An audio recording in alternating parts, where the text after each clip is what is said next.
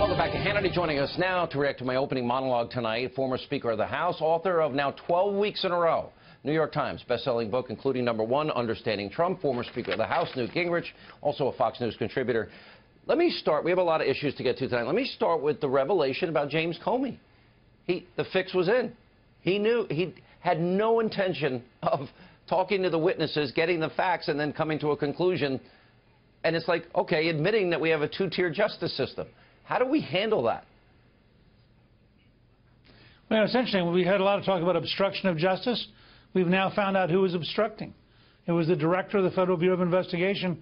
And as Andy McCarthy's pointed out in a very fine column, the person who really led the effort was President Obama, who back in April of 2016 outlined the case for Hillary being innocent. And it's exactly the case that Comey used in July. And it's, I mean, you've never seen. I mean, the fix. Yeah, I don't mean to interrupt you, but I read McCarthy's column, and like you, I have a lot of respect for Andy. I really do. And I saw the quotes. Obama let her off the hook by saying it didn't impact national security. But wait a minute, didn't the FBI director go through this painstaking process of reminding us that he had to remind President Trump that the Department of Justice and FBI were separate and apart from the administration? Why wouldn't that apply here? Of course. Let's start with James Comey's a liar. And he's in the middle of telling a lie. And the lie is pro-Hillary and anti-Trump. That's the beginning of the whole story. Republicans, as I see it, have September, October, November, and 2 weeks of December to get an awful lot done.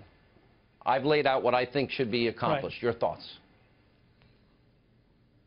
Well, I think you're basically moving in the right direction. I would say that they have to avoid shutting down the government because they're seen as the people in charge. They have to get a tax bill through. They have to cut taxes to get this economy growing. I think they should get the wall funded, and they should get the Dreamers taken care of. Those are minimum things. There are steps they have to take on dismantling Obamacare because the system's just going to unravel. So my guess is you're actually, to everyone's surprise, going to see some stuff move on health care this fall. But you're right. They've had 8 months to not get it done. They've now got a very short time, and they're going to have to be productive if they're going to survive the 2018 election. All right.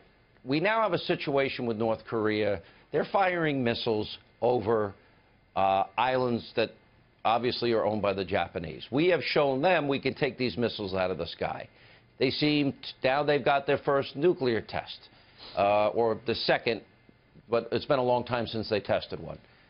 What should we do next? I think the only solution is to start firing their missiles out of the sky or off the launch pad. Yeah, I think we have to adopt a new doctrine. The mutual assured destruction doctrine that worked in the past doesn't work with these people. They clearly are going to go their own way. They're going to do what they want to do. They operate off of a logic very different than ours. And I think we have to say we're not prepared to risk losing an American city. We don't have to preempt them. We don't have to start a war. But we should announce that any missile that is launched that has not been inspected by the American government and is not certified by us to not have a nuclear weapon on it will be automatically killed as it starts to rise. We need a system where between lasers and hypersonic missiles, we literally can kill it on the way up. Then we need a system of killing it at the apogee, and then we have already a system of killing it on the way down. But we need a layered defense. We need to calmly start executing that. Say, look, we don't want to start a war, but we are not risking an American city because we have no trust in Kim Jong-un. I think that's well said, but as we said, at that point, there's no good solutions. Let me go to DACA again. This, from the beginning, even though President Obama admitted it was unconstitutional, he then usurped the authority and power of Congress. The president has now given Congress 8 months to deal with that issue. Now they have an additional 6 months. Is this an issue where constitutionally, when we talk about co-equal branches of government and enumerated powers, isn't this something that must be done if we want the rule of law to work in this country? Sure. Look, I thought President Trump, and I know he worked on this for several weeks, because he was trying to find a way to honor the Constitution and have compassion. And I think he came up with a solution that's totally legitimate.